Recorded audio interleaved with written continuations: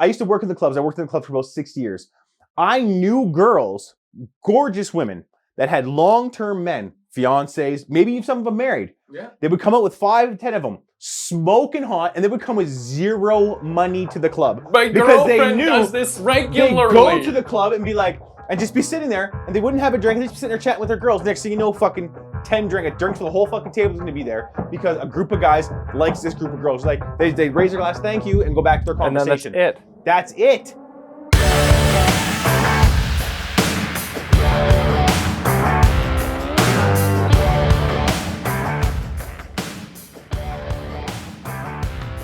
Out of control. The last couple of weeks have been very eye-opening. We haven't recorded in a couple weeks. Yeah, and that's the thing. It's like I know we said this before, right? When we missed that 1 week before, it was like fuck, it really affects my mental state, right? When I'm not doing it. But I think it affected me more in these last couple of weeks because I've been working some crazy ass hours. You know, I'm not sleep. I quit smoking, so I'm sleeping 6 hours a day because I can't sleep, right? I'm not drinking as much. I'm literally I smoke weed so I can go to sleep.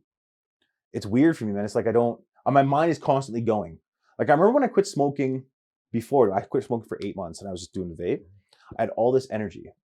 And it was like every second had to be filled with something because it almost feels like anxiety and boredom.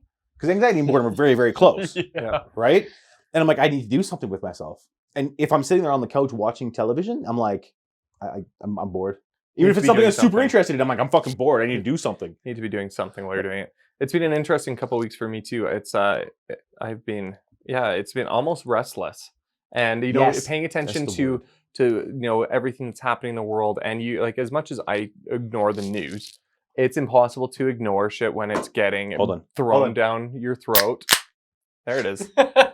When it's getting thrown down your throat from every angle. Everywhere you right? So fucking everywhere you turn, it's like, okay, cool. I don't want to be paying attention to this because I'm focusing over here. However, then you turn here and now you're getting the same shit. We were just speaking about that, Devon, and I before you got here. It's a little bit crazy right now. And so, yeah, I think I have been, you know, restless and just like a little bit uneasy with, okay, what's going on?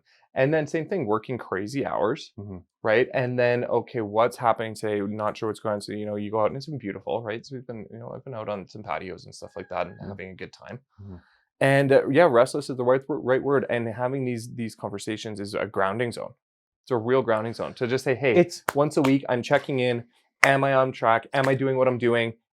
If so, great. If not, then let's get back the fuck on course. I think the perfect way to put it is it's a complete reset, right? No matter what happens for all the bullshit in the week, for me, this hour, 2 hours, whatever we spend here is a complete reset, right? Because I can be 100% myself. I know if I'm off base, one of you guys is going to check me, right? I know that 100%. There's not many people in my life I have that with, right? That'll be like, yo, you're fucking up. What are you doing, right? Or, hey, you're doing great. Keep going that way. Or, hey, how can I help you improve this aspect? There's not many people I have in my life like that. I mean, even last time we spoke, it was like, hey, I need you to give me a shout in the morning so that I can make sure to be up for these training calls and shit we have. You know, I did it for that first week. This week, you need to fucking relax a little bit. And it's like, even just doing things like that, having friends you can count on, having brothers you can count on to be like, hey, I need something here. Today I came in and I asked a favor of you. You couldn't provide it. I asked Steve. He provided it. Yeah. Right?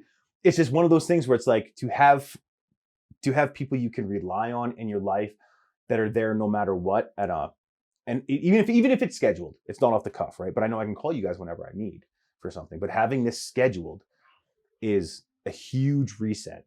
It focuses my mind back on what I actually need to do, which is what you were saying, right? It pulls you back into reality, not you're not watching the media and all this shit, and all this garbage that comes in during the week. You know, the three of us can sit down and go, okay, well, that's fucked up. Don't do that anymore.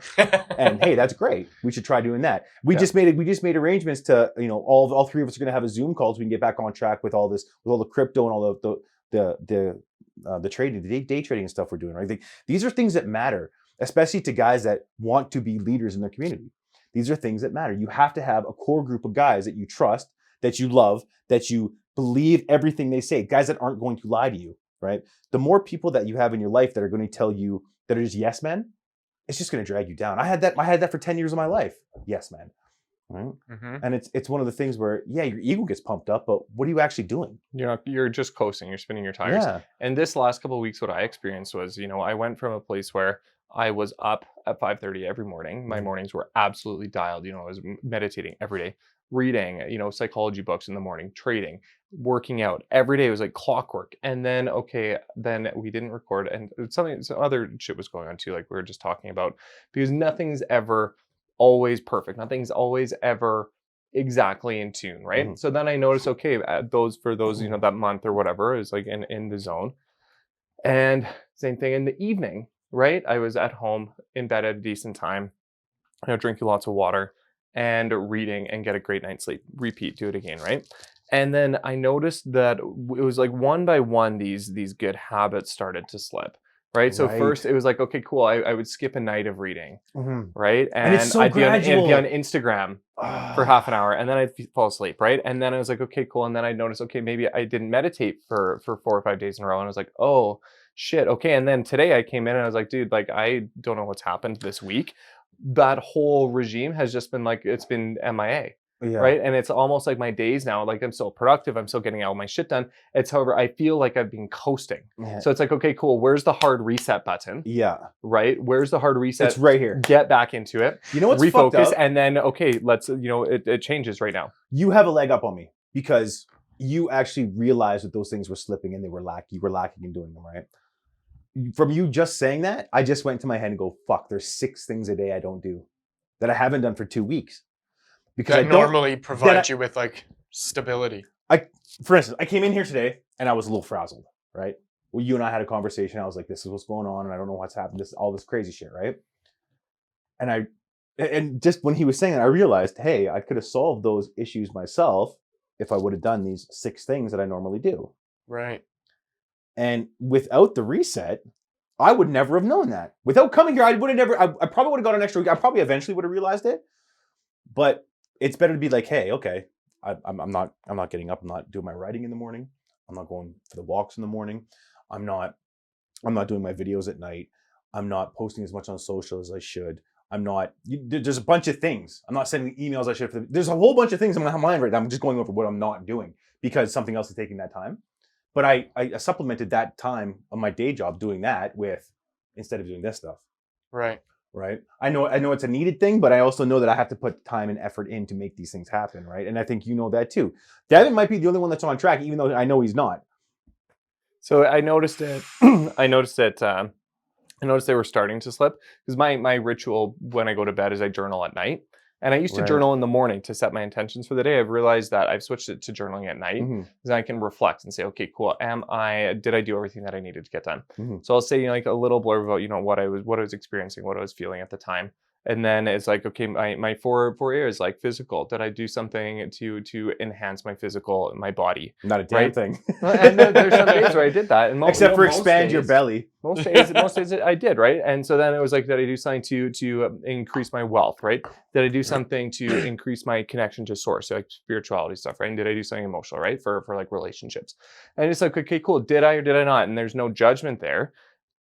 However, what I noticed, I was journaling, and then there was like, I opened up my journal one day and I was like, oh my God, fuck, I haven't journaled in 5 days. And then it was like, holy shit, what else have I skipped? See, in the last 5 days? Having that physical and it was reminder. Like, oh shit, okay. Having that physical reminder of something you say that you know you've dated.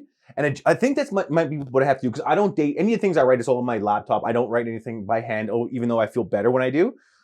I think that's what I need to do, is actually do it with a date so that there's an actual physical reminder, because I think that's what's missing. Like I'm very good at scheduling my day-to-day stuff. I'm not good at scheduling this is what I need to do over the week. Does that make sense? Mm-hmm. So over the week, I want to go, I know I want to run 3 times a week. I know I want to write 5 times a week for half an hour at least. And I know I want to trade 5 days a week. I'm not good at managing that. When you set that up though, when you say that, you're like, okay, cool. I have 7 days, 2 things I want to do 5 times, one thing I want to do 3 times. That's not a lot of things. No. Right? When you look at it like that's not a lot of things. And I have a similar routine. And when I miss one of those things, it's like, oh, like I missed 20% of that. You missed 1 out of 5 days. That's 20%. Exactly. Listen, that's a huge chunk. We come in here and we talk about trading all the time, right? We're both day traders. Devon's going to jump on soon. We talk about percentage. We talk about 3 and 4% and making that on a daily, right? And we know that's a lot of fucking money. We're sitting here talking about 20% of the shit that we need to fucking do to make our mind stable.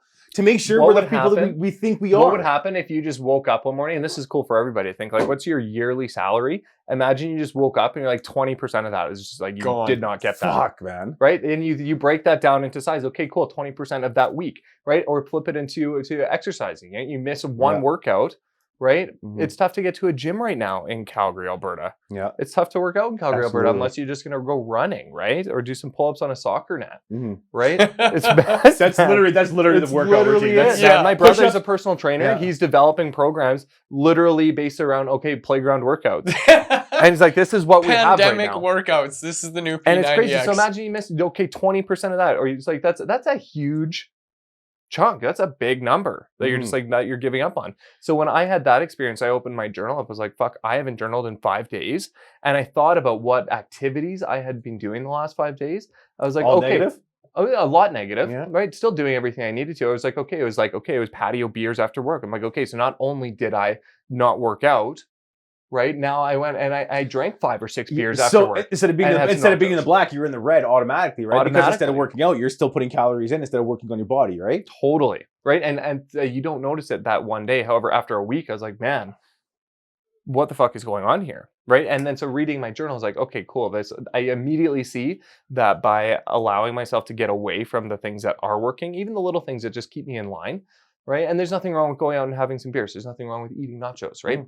Do that, except when you do that, for 5 days, and you're now not doing on top of that. Now you're out the of good things, sequence. You're out of sync. sequence. You're out of practice. You're Yep. out of doing things that you normally would be doing, and that affects you overall, Because right? habits and rituals go both ways. Mhm. You build Absolutely. good habits, and it takes time. It takes a Mhm. month. Like it takes a month of doing something consistently to create a habit. Listen, I didn't Miss it. yeah. You notice it. I didn't start with a $500 a day cocaine habit. That I didn't start with that. I guarantee that. I started with 1 You would've gram, died. one line, right? And I worked my way up to it. That was a fucking habit. Yes, it's a bad habit, but it's a habit that you work up to. Habits work the exact I same way, whether also- positive or negative. Exactly. I also worked Yep. my way into, okay, I'm going to run and run, right? And getting into the fucking marathon mode. Totally. I love how we came in here and I was like, this is going to be me and Steve shutting the fuck up. Might just be the Devon show. And he hasn't said a goddamn word. Devon hasn't said one thing. Hi, Devon. You're still on this Hi, episode. Metro. Where's your scarf, buddy? It's too warm out now for scarves. I gotta switch it up. You were doing I the mean- Wim Hof method of not wearing a jacket all year. Did you succeed? I did up until the point where I finally was able to get like my prized So possession you didn't? back, and so, then I So you didn't I- succeed. and then I had to wear it because it was fashion. So you did not succeed. I did not succeed. All right, that's all you had to say. I did the year Fucking previous to failure. that. Though. You're a failure. To the year You previous are to a that, fucking though. failure, and you should speak to that. You know what's crazy is I'm listening to you guys go back and forth about not being anchored in the habits that have led you to have success and happiness, and it reminds me of Jordan Peterson's book, The 12 Rules of Life, Wake up, make your and fucking bed. the purposes of actually taking on responsibility on purpose rather than avoiding it. Yeah. Because without that responsibility, without those things, you kind of lose your centerness, you lose your focus, you lose your deeper purpose. Mhm. And what it sounds like is like at some point, wherever it was, there was like a catalyst for you guys that led you to that place where it's like, okay, you know what? I've had it up to here with the shit. Yeah, I'm too tired. I'm gonna or just too shut. aggravated I'm just or gonna whatever. shut this off and take some time, a sabbatical, if you will, which I think lends to what brought you to that place. Were you overworked? Were you stressed out about other shit? Like what was going on previous to that, aside from not being anchored in the show or whatever? Like this responsibility here. Mhm. What other things were you taking on that were overfilling? And that's Oh, it's an easy answer. okay. Go ahead. You get your easy Mine- answer. 'Cause mine, I'm gonna I get was really paying personal. Way too much. I was paying way too much attention to things that were happening in my social life. I was paying way too much attention to how am I showing up with this chick? What's going on here? How can Isn't I? that a luxury? How can I though? be more? How can I be more involved? Like how can I show up in this friends group to achieve a certain level of status and influence, right? And Mhm. I was very aware that I was doing that, and I was very consciously doing that with intention because there's honestly there's this new chick that I was like, damn, this is cool, right? So I was purposely showing up there a little bit more. However, I let that have too much priority. Right? I let that have too much priority. And then I started slacking away. I started, instead of saying, okay, and I'm going to do this, because I have free time and free energy, it was I'm going to do this and I'm not going to pay attention to this shit over here. A similar story for me. Yeah. I'm gonna get a little personal though here. Same with me. I have a new woman in my life. We kind of talked about it last little bit. And you know, it's been going really well. I think things might have been moving a little quickly. So I was trying to, you know, I put her in my life. I kind of slaughtered her in at the same place where I had my ex-fiance. And I realize now that that was incorrect. You skipped prequel in chapters 1 through 4. Exactly. We jumped in from, hey, you're kind of cool, to, hey, now you're the exact person that I just left. And for me, that was not a long turnaround for you. That was a quick turnaround. Quick turnaround. Yeah. And here's the thing. I know, you know, we're having our little disputes here now. I just think it's moving too quick. But back to what Devon was saying is that, you know, first of all, I was paying a lot of attention to her, putting a lot of emphasis on that relationship and trying to make that and suss that out a little bit, right? But what was really affecting me over the last 4 months, I'm not sure if I said this on the podcast before, but since my fiance and I broke up, I haven't really seen my son. My son hasn't wanted to come over to my house. And that's really affected me. And having this podcast really makes me really see the other side of it, right? I know we've had private conversations about this thing, and you know, you guys always say, don't worry, he's going to come around, he's going to come around. Well, you know, this weekend, he's actually coming over to my house again by his request. Dad, I want to come over to your house. Yeah. And that, to me, I found out a week and a half ago that he wanted to come over. And that has brightened my day, but it's also tossed me into this, okay, what do I need to do to make sure he's comfortable here now, right? He hasn't been here for 4 months. He hasn't really seen me. He hasn't seen me in 2 months. We talk on the phone every night, but that's different. All right. How do I make sure that he is, first of all, feels welcomed, right? Feels like it's still his house, feels like all his stuff is still there, all that stuff. And how do I make sure that he wants to come back again? I'm putting a lot of pressure on myself. Even though I know I don't have to, because he's my son, he's going to come back regardless. I understand that. Yeah. But I'm putting a lot of pressure on myself to make sure that he wants to do it himself, not being forced to. Look at this and think about it this way, right? And nothing happens overnight. Mm-hmm. Not a single thing is going to happen overnight, right? We started recording this, you know, at the end of 2020, right? November, December, whatever that was, right?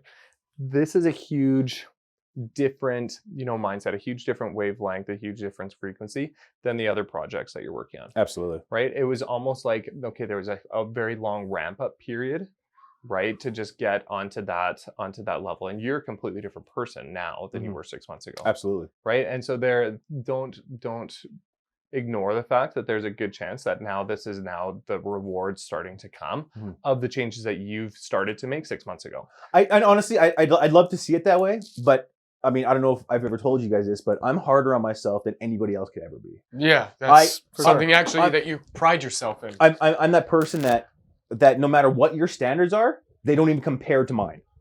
I'm that type of guy, right? And if I don't hold you to my standards, I hold me to those standards. I can't force anybody to hold the standard to be at the level that I'm at, or that I think I'm at, or that I believe I'm at, whatever it is. So for me, for my son to be comfortable, then it has to be, obviously I don't want to make it exactly like his mother's, because that's just unreasonable, right? But I want to make sure that I come 100% correct in everything that he needs from me. And I've had this talk with Devon that, you know, maybe I just wasn't spending the time, the quality time, and finding things he's like and this and that. And I'm like, you know what? Even today, when I called him on the phone just before we started recording here and Devon was here, and the first thing he says to me is, "Hey Dad, I can't wait to see you this weekend." Which, dude, even me, I was like, oh no, I'm like, holy shit. It feels so good. Right? It feels amazing, right? And I think, like you said, yes, that's the last 6 months of not only this podcast, but figuring out myself and working on myself and realizing that I have to do things. I can't lean on somebody else to fix me. Does that make sense? Like I have to first of all, I have to understand what's wrong with me. And by wrong, I don't know, insufficient, what I'm lacking. Then I have to realize how to fix that. Yeah. And then I have to work on fixing it. Right? And those are however the person deems, whatever traits the person deems are insufficient, right? That's how you have to kind of treat it. And the more I think about it, the more I'm going back over the last 6 months, I'm going, holy fuck, man, I've changed a lot. You've changed a ton. Well, and what a gift it is for your son to get to know the new you. I don't know if I like the new me. I like the new you. I Yeah, fuck think both y'all. the new you's pretty badass as far as I'm concerned. I want to. There's a few things I failed on, and I think that's what's But that's what's dragging me okay. down. You're meant to. You're meant to No, fuck fail you. at You're those meant things, to. I'm not meant to. and then learn why those were failures, or Mhm. learn what was missing to make that what you would have deemed to be a success, and then work towards the success in the future. Something that I learned in my separation, very, very, very crucial here. I knew that my son is a human being, and he's gonna come to his own conclusions. He's gonna think things and make things up, and it's gonna make sense to him the way that it makes sense to a 4-year-old. So what I have to do is I have to just work to maintain consistency. And here's the magic of it all. That means that every time my son is spending time with me, it is the same consistent quality that he gets And that's every single time. That What I makes was it gonna really get at- hard not to put on a show, because when he's with me for 3 days out of the week, those 3 days better be fucking awesome, which means I'm exhausted. I'm at the peak of That's running what it used to around be. and doing all this really crazy cool fun. Right. Woo woo, yeah. And then he goes home and I'm like, ugh. And then I gotta maintain that again the next week. But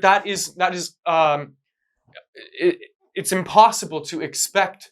That is way too high of an expectation to set for yourself and for your son to expect of you. And he'll know. The second you're putting on a show, he'll fucking know, because what's he's funny? a smart individual who will figure that out. You say that now. He told me that the first time he's ever said that to me 3 months ago. And he said, "Dad, I don't want to come over to your house anymore." He told me that. He's like, it's almost like, he goes, "Dad, I think you're putting on a show. I don't think you're being who you are." Holy fuck, isn't that something? Here's the thing. As I took that, because when I spend time with my son, I want it to be, obviously, I want to be happy for him. I want to be whatever he's doing, right?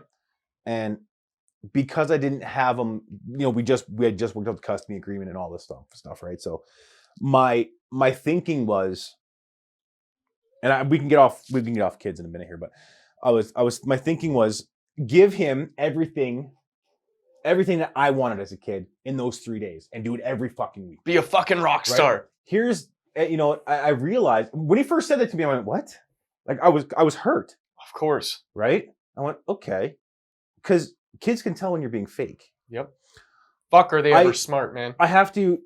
My son's coming over this weekend, and this is the first time I'm ever going to do this. I'm texting his mother and her husband. We're in a group chat. I say, "Listen, I know my son hasn't been over for a while. He may have new routine, sleeping patterns, eating habits, whatever it is. Can you please send me the information that you guys use, or the schedule you guys use, so that I can be consistent at my place and with your place?" And that's something that I have to realize, is that I can't just be fun dad, right? Even though I'm the human disciplinarian, dad. I'm human dad, right? And when you were saying that, I hold myself to such high standards that I want it to be like this all the time. I was trying to get at, yes, my life has to be up here, and I try to make everybody else's life up here. And I think pushing a 7-year-old to be up here as well, and having that expectation of coming to dad's place, he's got to be all the way up here all the time, is unreasonable. For sure. Yeah. Right. Because you might have the desire to be doing cool, be fun dad. Right. However, he might have had a shitty day at school. Exactly. Right. Exactly. You might He have just had a wants shitty to day be at work. movie dad Yeah. right now. Exactly. And there's nothing wrong with that. Like the quality of time that you put in with anybody, the authenticity is the most important part of it. And so, like, I don't know, me and my girlfriend, for example, sometimes every week we were going out on date night. And some date nights were better than other date nights. That's just an obvious fact of the way that it was. Sometimes I'm just off my game today. I've had a bad day, or something's just not working. I'm in my head. I'm really struggling to get out into this real world. It doesn't mean I don't appreciate the time with her, because I do. I absolutely 100% appreciate that time. But I can't be here to show you this big fucking magical world. I'm not Aladdin on a magic carpet. I'm Devon in real life. Right. And that's the version of me that that I can be consistently. Right. Now, here's the great thing. That aspiring for greatness thing is fucking huge. It's amazing, which is why, just for myself and in my own experience, I always ask, what would the most amazing version of me do in any situation? And if that's... Do you ask yourself that, really? I really do. What would the best version of myself do right now? And it really especially helps when when it's very trying, when there's I times wanna of stop you. turmoil or fighting or any of that. It's like, it's so easy to just start screaming and yelling and I fucking want to get stop angry. you for 2 seconds and tell me what the difference is between these two statements. You ask yourself what the best version of yourself would do. Yeah. Right. I ask myself, what am I capable of doing now? I think they're very much the same thing. That's exactly what I was getting at, right? Yeah. Because, we have incremental growth, 3% growth, 5% growth a day, right? Let's talk about like stocks, 5% growth a day. Yeah. Right. And we talk about this all the time. Tony Robbins, that little shift, right? If I'm asking myself, what's the best I could possibly do right now? What's the highest level of work I can put in to make sure I advance myself 1%? Yeah. Now, the way I look at it is if you ask yourself, what would the best version of me do? Yeah. You're looking at yourself in the future. So you don't have those skills yet. Oh, You can't. I'm looking at right now in this moment, what would the best version of myself do? I'll give you an example. Okay. So, me and my girlfriend, we have a very healthy sex life. It's all, I think way above average if you ask me. Take pictures. And the other night, I was Nobody asked you, Devon. I wasn't in the mood. Okay? I just wasn't there, and she was, and it was just becoming a little bit overbearing for me. Normally, I'm really good at just, making a fun little thing out of it. Let her get a little bit, let me get a little bit, but then, this is where we're going to kind of draw the line, and then we move on. And normally, that's okay. But I had all this other shit, and it's not an excuse. I had all this other shit going on in my head, and it just got to a place where I'm like, I had an outburst, and I was like, listen, it's overwhelming. What did I say? I can't remember exactly what I said, but it was really rude. What he's trying to say is he was impotent. He was too much stress, and he couldn't get hard. I crossed the line. Because that is the only reason not to sleep with your fucking girlfriend. I crossed the line, and I was like, you're making it a job. That's what I said. You're making it a job for me, and I don't want to do a job. And I said it very assertively, and I got up and I walked away because I was like, nope, that is definitely not the best version of me that I can be right now. So I walked away. I took a couple of minutes, and I made it as brief of a period of time as I possibly could. And I immediately came back, and I gave her the biggest hug that I possibly could, and I apologized. Now, I apologized for the outburst, not for how I feel. I apologized for how I projected that onto her. That's my responsibility. I take responsibility for that thing, and then I put the ball in your court. If you can forgive me, then we can just kind of like move past this together, and it's not going to be a big thing, because it's not. This isn't a relationship issue. It's just a thing that was going on in the moment, and that's exactly what I mean. What would the best version of myself be or do in this moment? And so that's the best version of yourself in that moment. The best version of yourself during that period of time. I'm trying to make this very easily accessible for my brain. The best version of yourself at that moment, in that moment. Yes. Okay. Yeah. And doing that and taking those steps made it better. Like, she was really upset with me, and that was kind of the end of us even like interacting for the rest of the night. Obviously, she'd be pissed. I'm surprised she didn't fucking leave your ass. But listen, she didn't go home or throw things at me or escalate it in any way. She recognized that I was taking action. You guys have a very high level in. You guys understand each other. Yeah, you have a very high level, intelligent, and very sought after relationship. And sometimes the right answer, and sometimes what do I need to do to be 1% better is to not do anything. Yeah, or to leave and figure it out. Sometimes that's it. And I mean, perfect case in point, with the situation that you're having with your son, and now, okay, it's been a couple months, now you're coming back. You took your hands off the wheel and you shifted.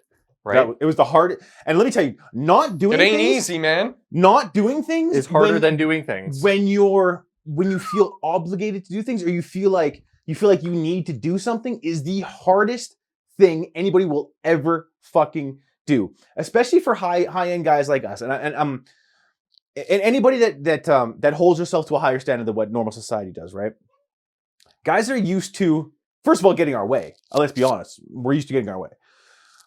Guys that are used to making decisions, guys are used to pulling the trigger, moving and acting quickly, and guys that want results as fast as they can come, right? A month and a half and 2 months that I had to wait for this was excruciating. Right. Because I'm used to being able to recognize things in myself and like that change them. Yeah. Right? Not being able to, I guess, get that across to my son. And not only my son, his mother, her husband, my ex-fiance. Right? There was a time where I felt they were all ganging up on me. Yeah. Right? And everywhere you turn, you can say the same thing to three people. They're going to interpret it three different ways. Right. And now it can be said when they talk amongst themselves, oh, Parnell's twisting the story up, right? Now he's coming across, he said this to me. Oh, well, he said this to me, right? Words get crossed, wires get crossed. And then you don't understand. And now you're fighting a battle almost on so many fronts, when in reality, you can just say, hey, you know what? Like, okay, cool. This is it. Like, and for my situation, right? With this chick, it was, I went away, came home and was like, hey, what are you doing? I'm a Popeye. I want to see you. Right. And then she ended up being out. We ended up going out that night. Right. And hanging out, and like both girls were there. Right. So it's like the chick I was into, her cousin was there. And we had a fun night. We were all up, and then she was just kind of just like, she's being weird. She was still just like pushing me away. So I was like, okay, cool. I'm like, I'm done. I'm not doing this, right? This is not what I'm doing. So I dropped it. That next morning, and completely just did this. And then she went off, and with like the cousins were just hanging out, and they were doing their thing. And she ended up, she was seeing this dude like very short term, and he's just a total dick nugget, like just like that. That's like, a very creative description. Just like, honestly, you hear the stories, and then you see the guy, and I'm just like shaking my head, right? I was like, okay, cool. You're like, that, I was him like, compared to me, you I was just like, laugh no, at that's it. not even a comparison. I was like, okay, that actually made that a whole lot easier. Bullshit, we always compare. Fuck you. That made it a whole It's not lot healthy, easier. but we get It's caught not up healthy, in but it. we We do. get caught up in it. And We here- all was- do. Why it we made do it it? easier for me. Right. That's what I'm Because I saying. was That's why like- we do it, because we I know was where like, I in am. my head, I was like, oh, that's where she's at right now. I was like, oh, Just, I think an interesting like, thing. She's in the gutter, you're on top of Mount Everest. and I was like, you okay, wanna so I drag did her this out. for a second. And it's funny that we're recording today, because we saw each other and we hung out, this girl and I, we hung out for the first time in the 3 weeks on Monday night. No, Tuesday night. The we 4th. hung out. Okay. Yeah. On the 4th, yeah. We hung out on Tuesday night, and it was an immediate, she was just like, hey, what's up? And it was like, hey, what's going on? And it's like the little touching and the flirting and stuff like that. And I was like, okay, cool. I hung out with most of the other people for the night, and then was the first person to leave. And then it was literally last night, I got a FaceTime at 3 a.m. and she's like, I'm so upset. This is what happened. I didn't know who to call. Thank you so much for picking up the phone. And I was like, oh, That's amazing. do nothing. Do less. Everybody just do way less. You want to be an alpha? Don't do shit. No, but you were create a consistent. shitload of value and then do nothing. That's You were great. consistent to yourself, and that's I the was thing. consistent is to like, myself, and I was consistent to her. And she's like, who the fuck am I going to call? And then I wanna picked up. thank you. Good to go. I want to say thank you. For what? You have no idea how much you just helped me. You're welcome. Cheers. Regardless, listen, there was so much value in that 3 minutes of talking that I don't think people really caught. So let's just backtrack. Let's Unpack rewind. that a Let's little. rewind. Let me We'll unpack it a little Let bit. me Yeah. unpack it. Okay, I'm gonna put my Q&A pants on here. So here is, I'll just recap what's going on, or what happened. You were having some struggles with this girl, and then you had to go away for a business or vacation, whatever it was. Sent her a message saying, "This is how I feel. This is what I'm doing." And now, then you kind of left the ball in her court. Yeah, because there was a lot of mutual attraction. It was vibing super hard, Right. and then she was just in indecision mode. Okay. She was in So- indecision mode before I went away. Right. So then you came back, and it had been a few weeks, and then It'd been like a long weekend type thing with no contact. right, and then maybe you hadn't seen her for a while now. Yeah. And then this week, Oh, and then after coming back, she was still in indecision mode. Mhm. I said, "This is not worth my time. right. Right? This is not where I'm at. This is not worth the time. You figure your shit out. I'm gonna still be right here. You figure your shit out." Let me tell you how fucking alpha that is. Because most guys, and this is just conjecture, I don't think most guys would have taken that route. Most guys that I see online or that I meet in person are the guys that are like, why don't you like me as much as I like you? Why don't you want to spend time with me? Why don't you text me back? Why don't you meet me here? I'm going here. What can I come see you? I'll pick you up. I'll do whatever. They're constantly trying to see the girl, right? Or to make this relationship where they're trying to force something that isn't there yet. Right? No, not many guys take the time to be like, you know what? okay, she's in indecision mode. Maybe I need to take a step back and realize what I need to do for these next couple of weeks or a month to sort myself out. For sure. But it's When- knowing hold what on. you bring to the table. Exactly. That's exactly where I was going, right? He knows in his subconscious what he brings to the table. Maybe it wasn't at the forefront of his mind when he was dealing with it, right? And I'm not talking you, I'm talking guys. Maybe they're thinking, you know what, maybe I'm not good enough. How do I make her think I'm good enough? And they try and force that onto the girl, right? They gotta elevate the show that they're putting on. So instead of doing that, And you become so fake doing that. The alpha guy goes, instead of forcing himself, the alpha guy goes, you know what? Take all the time you need. I want to do my thing. And if you come back and I'm with somebody, then I'm with somebody. It was funny. It wasn't really funny. That first day I got back after being away for that long weekend and we hung out. And it was still like the vibe was really strong. We were flirting. It was still just like indecision and stuff. And I was like, okay, cool. And I was actually not very nice about it to her. Right. Because we all hung out and it was a great time. And then we ended up separating. So we were all actually at her place. There's 4 of us at her place. And then she was just kind of pissing everybody off at that point. So the 3 of us left, like me and like one of my best boys, and then the cousin left and came back to my place. And we were hanging out, and then the girl was like, "Yo, we're gonna come back over and stuff," and we're like, "Nah, we're not doing anything, right?"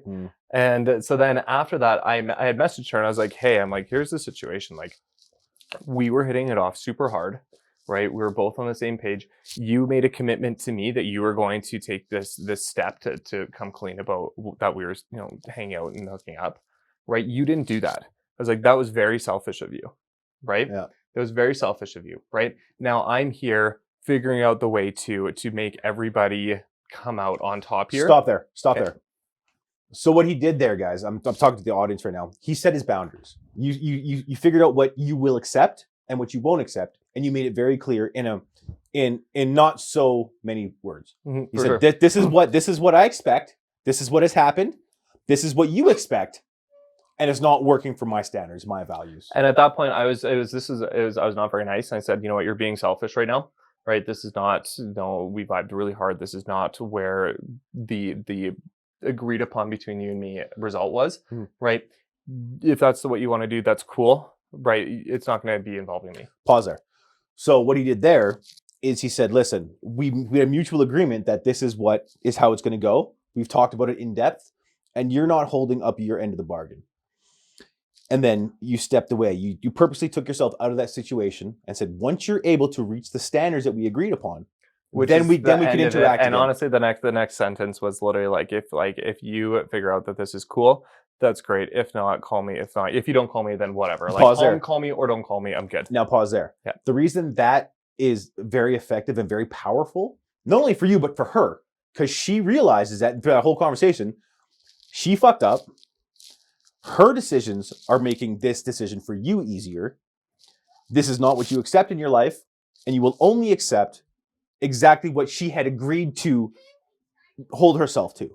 For sure. Right? So so it puts it all on her, on saying, okay, is there some things that I need to change to be back with a guy that is obviously a higher level than I am? I don't want to say obviously, but in that situation, you're obviously a higher level, right? That to a female will say, shit, how come I can't get this guy? What's wrong with me? And then they'll internalize it. Most women will internalize it, just as a generally speaking, will internalize it as, how did I fuck up? Where did I go wrong? What am I missing? Literally the exact conversation we had for the first half an hour of this It's podcast. in practice, though, and that's what this show is all about, is explaining the stories and then practicing, right? There's an interesting two-sided take to this that I really just want to kind of unwrap a little bit. The first and foremost, I just want to address the elephant in the room, which is, God damn it, you're good. it seems like to some people, perhaps, that is a manipulative tactic to get what you want. And I'm going to ask your take on it. Oh, ask my take on it. After the fact, but I'm going to assert that it is not. And here's why. You consider yourself a high quality person. And as a high quality person, you feel like you match with other high quality people. Now, when somebody comes across as a high quality person and you make an agreement, or there's this unwritten contract that exists, and that other person doesn't fulfill their obligations inside of that contract between two high quality people, that makes that person lesser quality of a person. Because a high quality person would do what they say they're going to do. So what you did was not manipulative. Instead, what I think is you helped that person elevate themselves in a meaningful way by holding them accountable to the shit that they said that they would do. Now, a good friend does that. A bad friend would be like, oh, it's okay. That guy ain't shit. You know what I'm saying? That's manipulative, right? Because that tricks somebody into believing that what they're doing is okay to put them on your team so that later on you can leverage that relationship to get what you want. Oh, you remember that time that I held it down for you when that piece of shit dude wasn't around, when you're supposed to be down for me, blah, blah, blah. Yeah. You know, that kind of shit goes on. So what I would assert was, rather than it, and I can identify both of these sides of the spectrum. Yes, sure, you may perceive that it is a manipulative tactic or whatever, but the other side of it is that you holding her accountable actually made her a fucking better person. And what a disservice if you didn't do that. So I'm gonna speak for myself here. It was not manipulative intentionally at all, because when I was at the end of it, because up until then I'm like, hey, this is where I see us. This is the vibe. I'd like to pursue this. Let's make this happen. She didn't hold up her end of the bargain. Cool, right? Then it's just indecision. When I said, hey, I'm down to pursue this, however, call me or don't call me, I'm good.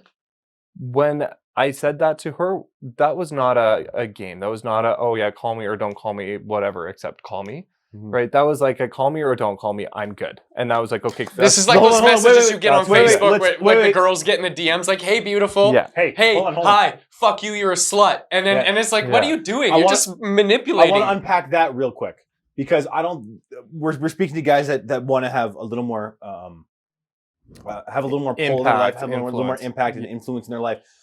What you did there was, number one, like I said, you set your boundaries. It was not an easy, for starters, that was not an easy thing to do, because I still like the girl. Yeah. I didn't stop liking the girl. So here's the thing. Breaking up with somebody that you still really like sucks. That sucks, man. Here's what you did.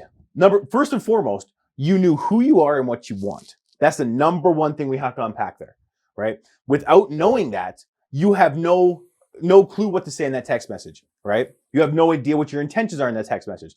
But because you know who you are, where you're going in life, and everything that you want within that life, right? You have to let her know that, listen, we made this agreement. This is who I am. If you call me or not, you're gonna elevate yourself or you're not. And if you call me, cool, but you better have elevated yourself. All in that one sentence. Yeah. Here's what guys don't understand. We're speaking to mostly guys here. This is what guys don't understand, is that women read into things a lot more than guys do. Even if he would have sent that text, even if he had no thoughtfulness behind it, even if he hadn't thought about it at all, and said, this is who I am, that's because he's had years of experience being the alpha, saying, I know what I want. And if you're not going to step up your game, then I don't want that. Girls are really good at the social game. They've got this shit figured out. Way better than men ever will be. And that's why they manipulate men to the degree that they manipulate men. And I don't care if you agree or disagree with it. That is a fact of life, that's how it operates. Women manipulate men. And if you don't believe me, go to the bar and just watch what happens. How many guys dump their entire paychecks chasing after women who I guarantee you are laughing in behind your back because you just bought them drinks. And that's the whole, they go out for free every single time. Perfect example. I used to work in the clubs. I worked in the club for about 6 years. I knew girls, gorgeous women, that had long-term men, fiancés, maybe some of them married. Yeah. They would come out with 5 to 10 of them, smoking hot, and they would come with zero money to the club. My girlfriend does this regularly. They'd go to the club and be like, and just be sitting there, and they wouldn't have a drink, and they'd just be sitting there chatting with their girls. Next thing you know, fucking 10 drinks for the whole fucking table is going to be there because a group of guys likes this group of girls. Like, they raise their glass, thank you, and go back to their conversation. And then that's it. And then for the I love buying rounds for the bar, or like people that I'm with, or the patio or whatever. Because I think see that fucking cool. Stop. You see what that cocksucker just did? You see how much he just fucking said how much of a high-end man he is? Yeah, because he knows the game that's at play. No, he just goes, I love going to buy rounds for the bar. Nobody caught that but me. Dude, and you check this out, it's hilarious. No, because it has nothing to do with the girl sitting over there, right? No. It has nothing to do with that. Because it makes you feel great. Because no, then it makes me feel great. It makes me feel I can do that. And then it's like, yeah, cool, that's great. I just made 15, 20 new friends. Yeah. Right? And it's not only that, then it's like, okay, everybody's energy on the whole patio gets picked up, right? Then it's okay, now the servers come around, oh, hey, thanks for doing that for everybody. Here's a round for your table, right? Here, it elevates your status to a different level. It's not doing that, oh, hey, yeah, it's just for this, like these people over here because I want something from them.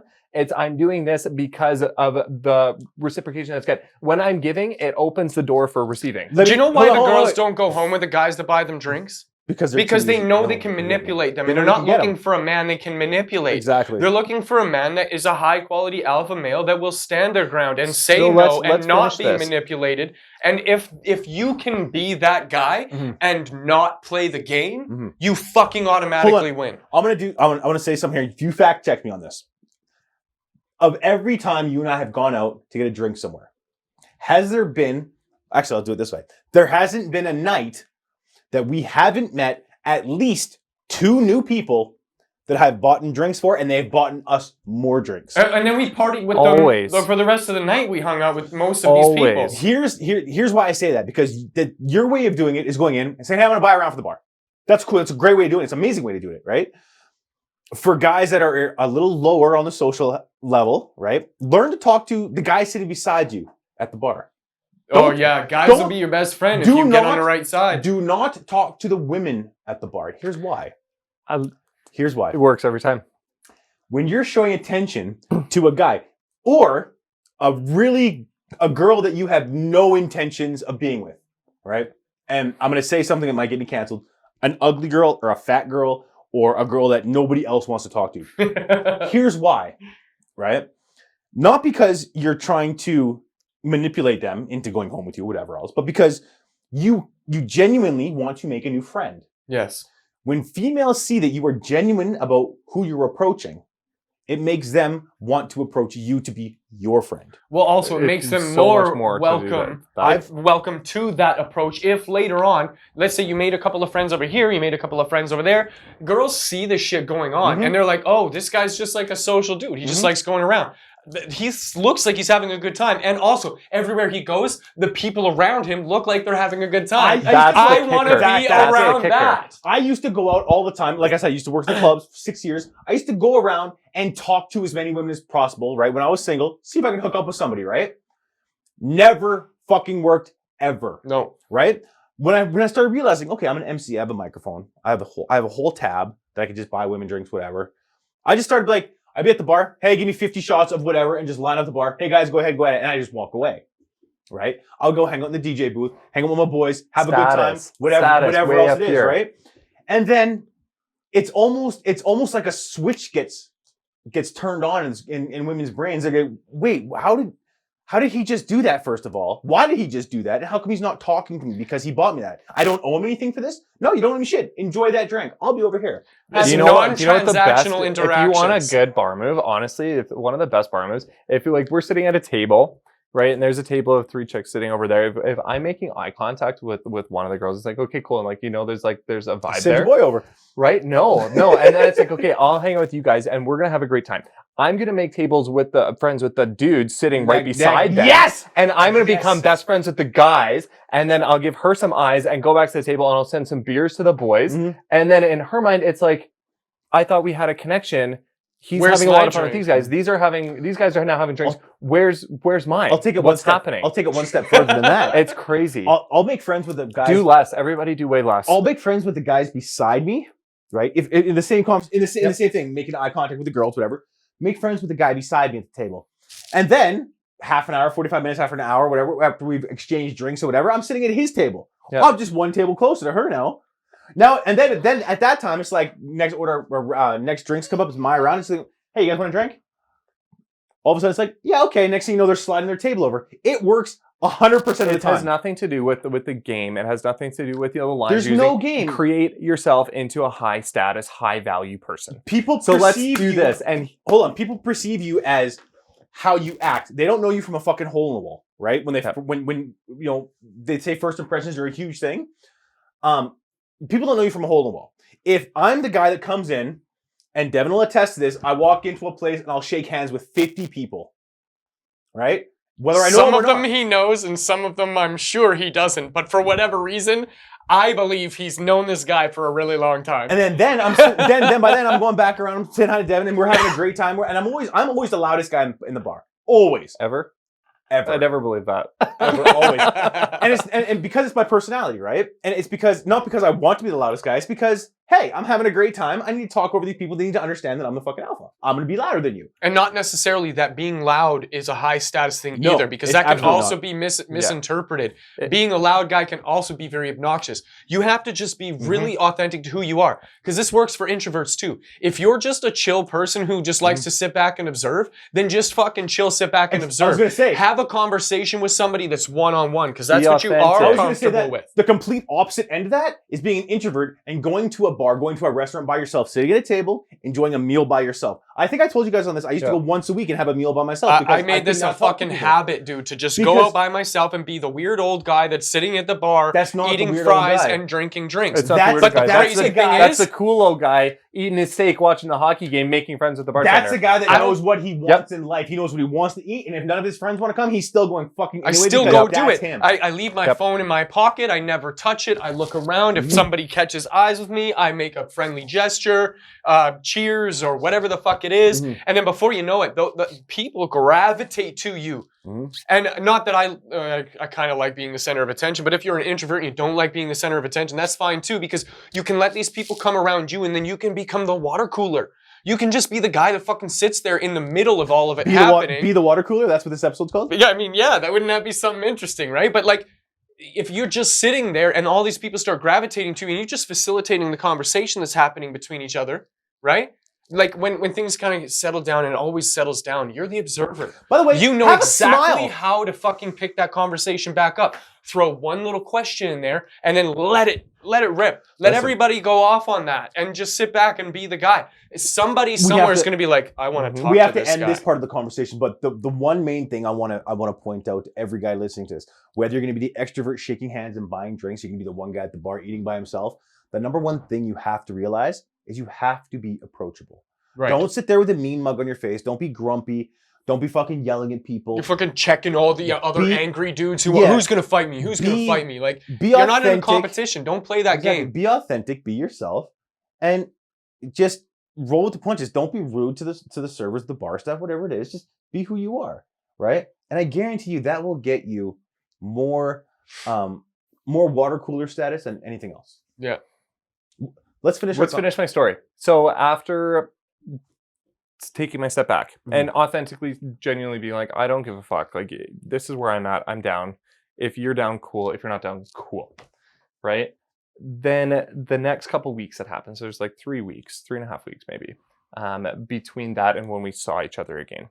Right? Or we saw each other, we'd walk past each other, we'd be sitting on a different end of a patio or whatever. Like, we bumped into each other, never hung out. And in that 3 weeks... Hold on. I'm breaking that down too. Number one, this is after the text message, right? Oh, yeah. Okay, so she sees you out. She knows that she hasn't elevated her game yet, so she doesn't approach you. You know you're not going to approach her because you gave her the ultimatum. Text me or don't. So it's balls in her court. This is the power move. And this is not a manipulative power move. This is the I know who the fuck I am move. I'm going to sit here and enjoy my drinks. You're at the other side of the patio. If you want to come say hi, you can. The ball's in your court. That's a power move. Go ahead. And so we saw each other a couple times, and she had started seeing this guy. And as soon as they started, hanging out and seeing each other, I was like, okay, this is one of the cousin's friends. That was an easy connection. And I was like, I know a little bits about the guy. I was like, okay, that made me feel a little bit better because I'm like, that showed where she was at, right? So that made making that decision to walk away that much easier because it's like, she's doing some shit. She needs to figure herself out. Okay, hold on. So in that situation, I'm just breaking it down for the listeners again. In that situation, you still know who you are, what your goals are, and what your standards are. She hasn't met them. She's obviously going for somebody with a lot lower on the totem pole. Let's say in a different place, right? Yeah, whatever. And you could care less because you still know what your standards are, and you still know what you're willing to accept, and she still hasn't met you there. So a couple times, one time we bumped into each other. We were on the same patio. I was there with 2 of my boys. And we were sitting over there, and it was the exact same thing that we just talked about. There's a group of girls sitting beside us. I was having fun with my buddies. We just conversation, boom. By the next thing you know, we have a big group of us, right? And then she gets to see that, to watch that, right? We ended up hopping in a limo at the end with a bunch of different people that were sitting beside them. It was just like, it was cherry cool. on top. And then the next night, I was walking down 17th Avenue with a different girl. I just walked straight past her. And I was like, hey, what's up? And then like we walked in, we did a shot, said hi, and then we were walking away, and just like by the fluke of the way that the gods handled it, the girl that I was with, as we're walking away, just runs, like jumps on my back and like jumps onto me for a piggyback. And I was just like walking, and I was like, this is hilarious. Because I can feel, there's nothing better that could happen. I can feel the stare. I can feel the stairs. Like, and so we just walked away. So it was cool. So I mean, like there's some things that hold on there. None of that was malicious. It all just happened as it did. That's exactly what I was going to say. There was no intent behind that, and that's what makes it funny. That's why we're laughing at it. He didn't do it on purpose. It's just how it's not like he whispered in his girl's ear, like, this is what's going on. When it happened, I was just like, this could not have been more perfect, right? So then here's the real kicker, right? So it is like 3.5 weeks before we actually hung out, right? And it was only like on Tuesday night this week. And we're sitting down and we're sitting across the table from each other. And I have not reached out. I've still just been completely me. Because the last time we had conversation was, I'm going to do this. You reach out to me when you're in a place for that. Right? So then we're sitting down and we start talking, and she's trying to like play coy and do all these things, right? And playing women games. Oh, and just like, when's he going to ask me something? When's he going to reach out? When's he going to do this? And then she gave me like one of these like kicks under the table, right? And hey, how are you? And she's like, hey, I'm here. I'm here. I was like, okay, cool. So we ended up, we talked a little bit, and it was very, very cool, friendly. This is what's up. And at no point was it like, hey, you know what? I miss hanging out with you. Hey, I'm really upset for the way you handled that situation previously. I never once said, hey, I'm sorry for kind of, putting you in your place a little bit. Right? There's none of that. It was just like, hey, cool. Like I'm still unapologetically I'm still authentic. Exactly where I am. I'm still exactly me. We can still have a great conversation. We can still hang out. We can still have a great time, just like we were doing before. Nothing has changed. I'm still exactly the same person. Except I'm not putting out for you. Except I'm not going to just give over here until you meet me at my level. Like step up, meet me at my level, or don't. Yeah. Right? And then she has now spent the last 3 weeks, and she told me a little bit. She's like, I feel like I'm just getting like lied to and tricked and played, and I'm getting dragged around through the dirt. I'm like, yeah, cool. Like that's cool that you experienced that. I'm still over here treating you the exact same way, and there's still a real connection here. So we hung out on Tuesday night, and it was really cool. And I went home, same thing, didn't message her, nothing about That's it, fantastic. whatever. And then she messaged me, or we ended up talking, and we talked on the phone for like 3 minutes. Right when she got home, and we were both pretty drunk at that point. So honestly, it was just like whatever. Like, hey, cool, good to see you. And then nothing for the next day. And then last night at 3 a.m., I get a FaceTime, and I roll over. No wonder you're not waking up for fucking trading calls. It was her, and I was like, I just missed it. So I was like, I didn't answer the phone. I let it ring through, and then I texted her. I was like, are you okay? Right? I was like, I didn't answer the FaceTime because I'm like, it's 3 a.m. I'm like, either this is just like a rowdy party, or she's in trouble. She needs whatever. I was like, are you okay? Yeah. Right? So you did the gentlemanly thing still, because obviously you want to. That's your standards. Well, like, what if she's like calling you? It's an emergency. She needs you to pick her up. Are you okay? Like, exactly. You got to be a good guy. Yeah. What would the good version of me do? Just make sure this isn't an emergency, and then we're because still I'm where like we were. I'm like 3 a.m. I'm not keen on the fact that you're like reaching out to me at this point of the night, right? Like that's not my vibe. So I'm like, are you okay? She said no. I was like, okay. So I phoned her right back, and she told me, she's like, hey, you know what? I was just like out with her cousin. She's like, they were all being super weird. Like they like basically like kicked me out. I'm kind of pissed off. I feel kind of alone. I don't really know what's going on. This guy and I that we're seeing each other, that's over. Because of all this shit, and it was just like nothing was face value, and there's just shit getting said, and it was just toxic, and I was just like, I honestly didn't know who to reach out to. Right? I feel alone. Okay, stop. Okay, stop. So in her, and I'm speaking with 100% non-accuracy here. Conjecture. I used conjecture earlier. I didn't want to say it again. Oh, okay. Well, I'm allowed to. This is all my opinion and subjective.